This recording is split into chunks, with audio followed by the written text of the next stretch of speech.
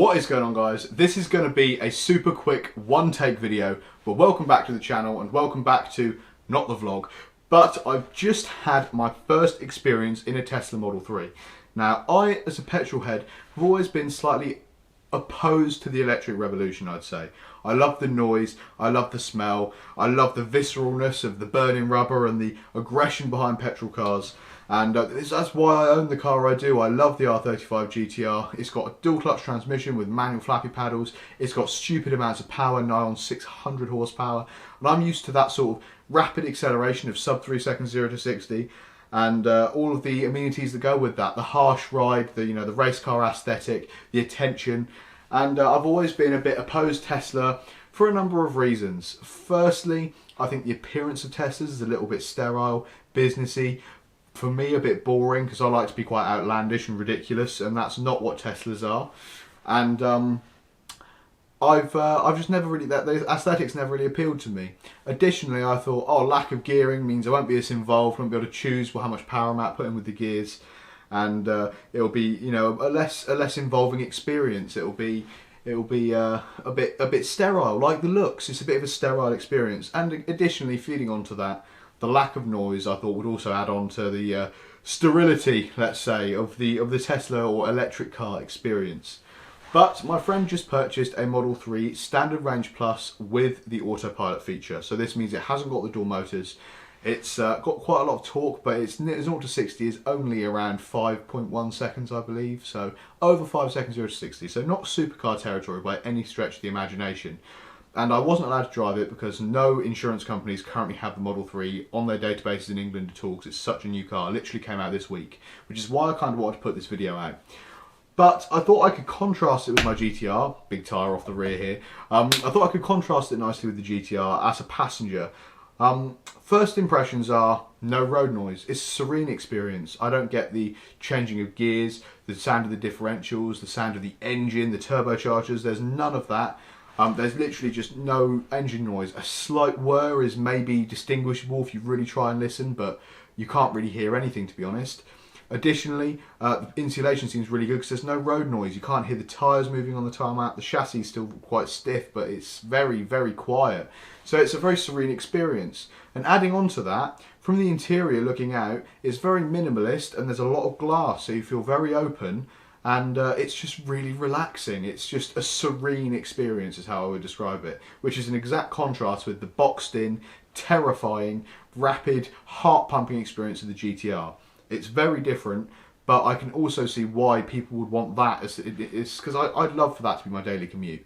My car as my daily is ridiculous, and it has got times where I'm like, oh, I've got to turn it on and make sure nothing blows up and I haven't got my warranty, and it's a scary experience where Teslas just seem so much more relaxing. They're relaxing and GTRs are exhilarating, and that's how I'd like to contrast electric and petrol really in this video.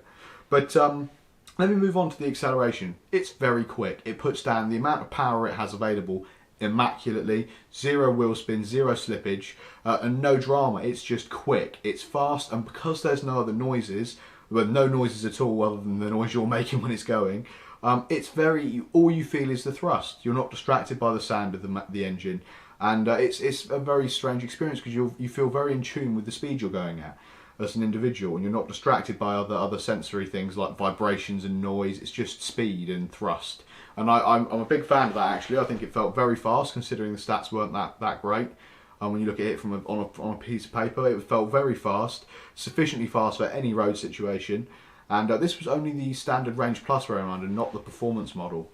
So that was the other thing I thought. It felt sufficiently quick and very relaxing. But most importantly, and what really caught my attention, was the lack of gearbox. Now, I remember Elon Musk at some point said something along the lines of all other cars are going to feel like steam engines. And when I'm in my car, if it's in automatic and I want to overtake someone, I have to wait for the gearbox to get into the gear where the power band's going to be optimal. And that can take a second or two. For the car to think about it, for the gears to engage, the clutch to be dumped, and the power to be delivered. Where the Tesla hasn't got a traditional gearbox, there is no gearing ratio where it has to be in first to sixth or first to ninth, or how many gears your gearbox has got. It just takes off when you apply the throttle, which is absolutely fantastic. And in actuality and in actual daily circumstances, brilliant. Now, when I want to shock passengers, I can downshift to the power band in first gear and launch my car with the traction control on race so it slips a little bit to give me as much power to the road as possible. I can do that, but I'd have to prepare the car. I have to get the transmission into the right mode. I have to make sure it's shifting quick. I have to be in the power band, in the rev range by using the gearing. And in the Tesla, it's just, oh, I want to go quick now. And the simplicity of that is appealing. Now, I'm going to understand there's going to be a million arguments in the comments, like I would have said previously. That's not involving, that's not engaging. And I'm right. You're right. I would never ever swap my GTR for that Model 3. In a million years, I would not remove the shock and awe of getting the car into the position where you want it in the right gear and launching it and shocking your passengers with the noise and the visceral feel and the involvement of changing the gears. I know obviously changing gears in the manual is more involving, but you get my point. You're in control of what the car's doing, where I would never swap that for that. But what I would love to do is have that Model 3 as my daily commute, where you just turn it on and it's got oodles of torque and power, plenty for 90% of people will be 99% of people will be very happy with the standard range plus's performance. And it'd just be brilliant to commute to work in. I can't imagine how serene it'd be arriving at work with no vibrations from the suspension and just a nice soft, comfortable, noiseless, worry-free, easy, thoughtless ride. And I fully understand where this segment in the market exists, and I would genuinely now, as an automotive enthusiast and a petrolhead, while I still own the GTR, I would love a Model 3 or personally a Model X as a daily, as a nice, comfortable, easy to use car. It would be absolutely wonderful, and I can see why they are the future of the automotive world. And I'm not going to say they're better than petrol because they're different, but I really respect how different they are and the fact that it does have a place in the automotive industry. And I'm very excited to see where electric goes, because personally now at this point in time, as a self-declared petrolhead, I would have an electric daily like a Model 3 Performance or a P100D Ludicrous Plus, Model S or Model X. Any of those would be wonderful. A wonderful daily for 5 days a week. And I would love something like my GTR, or preferably a V12 Aventador, for my weekend, for the visceral gear shifting, experience, because they're just very different. But I am now a Tesla fanboy. It is official. Anyway guys, if you enjoyed the video, please remember to like, comment and subscribe. My new Bewley supercar video will be coming out in the next few days, maybe this week.